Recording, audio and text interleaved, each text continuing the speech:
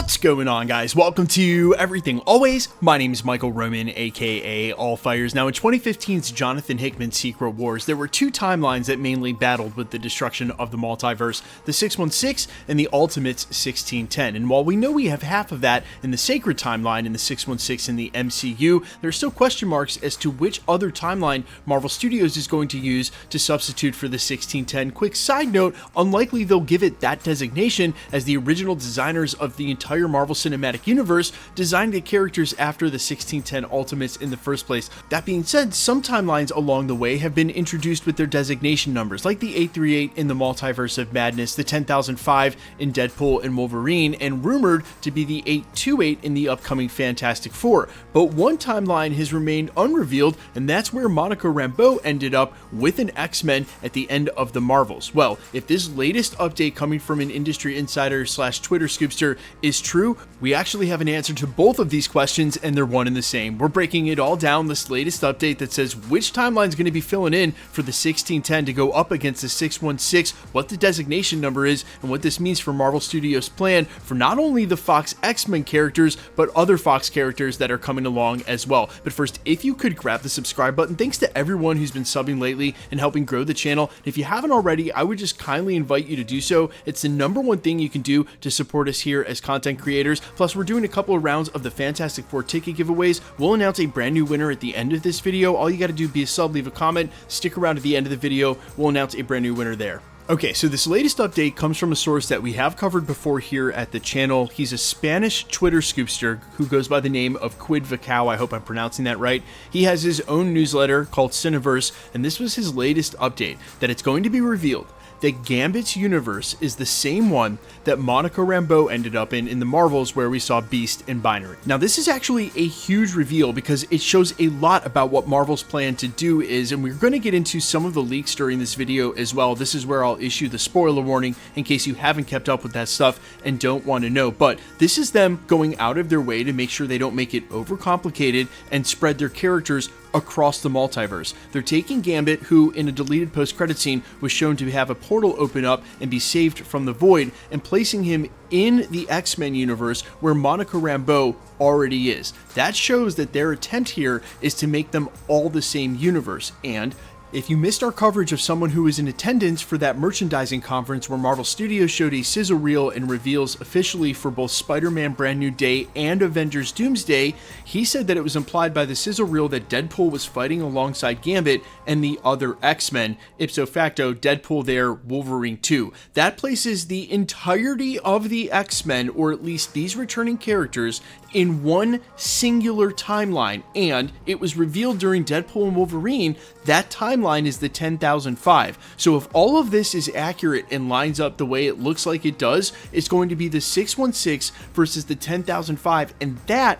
is the X-Men timeline that Monica Rambeau is in, and the same timeline we've seen in the behind-the-scenes set photos. Again, major spoiler warning, where it looks like we're in the courtyard of the X-Mansion. It's all one continuity, and I think it's very safe to go one step further with rumors we may see some of the original Fantastic Four cast, maybe Blade sticking around, any of the other characters that are coming back from the legacy Fox or otherwise X-Men universe. That means they're all in the 10,005 as well. Make it super easy, just streamline all of that continuity into one singular timeline. And of course, if you want to nitpick, if you want to point out all of the intrinsic plot holes for that continuity in the first place, of course you're going to be able to do that, absolutely. Or you could just let them make it easy, which I think is the best way to do it, and just put it all into one universe, the 10,005, and have those two face off and rather create Battle World. Now, what this means for the Spider-Mans is a completely different story. I doubt that they'll try to shove Tobey Maguire or Andrew Garfield's Spider-Man into either of those Fox universes or into the same one. That wouldn't make sense either. And because Sony has a hand in that, I'm sure they'll have to be from different universes, but that's not too hard to explain. I mean, think about it. Of all the stuff they've got to get through, they could easily work that explainer in there. Maybe a couple of other timelines that were tied to the 616 originally, like Andrew and Tobey showing up there, somehow sort of tied them into existence when Battle World was forged. Who knows? But I think by doing this, you make it as easy as possible to have less explaining. And I think that's really where some of the Marvel movies have fallen down, just in my honest appraisal of some of the dialogue writing in Captain America Brave New World. We don't need our hands held. It's actually cooler when they don't explain something, like when he talked about Serpent as if it had already been around and they already knew about it. And the problem facing the Russos is that there is a lot to be explained. And look, they're probably the perfect guys to do this because they kept it moving in Infinity War and for the most part during Avengers Endgame, in scenes where they could have got bogged down in explainer quote-unquote dialogue, and you'd think that they would need a lot of that in this upcoming Avengers Doomsday, but that's where you put the action in and actually just go with the story you've got in front of you and leave a lot of that explainer stuff out and to our imagination. It makes for a way cooler story, it makes for a way better storytelling pace, and again, I want to give the Russos basically the benefit of the doubt because they did Infinity War and Avengers Endgame. Those looked impossible at the time, as impossible as it looks for them now, because these movies feel like they're at least 2 or 3 times bigger. But if they do choose to address them, quite honestly, there are some very easy explainers laying around the MCU. Just look at the Loki series, as the TVA has completely changed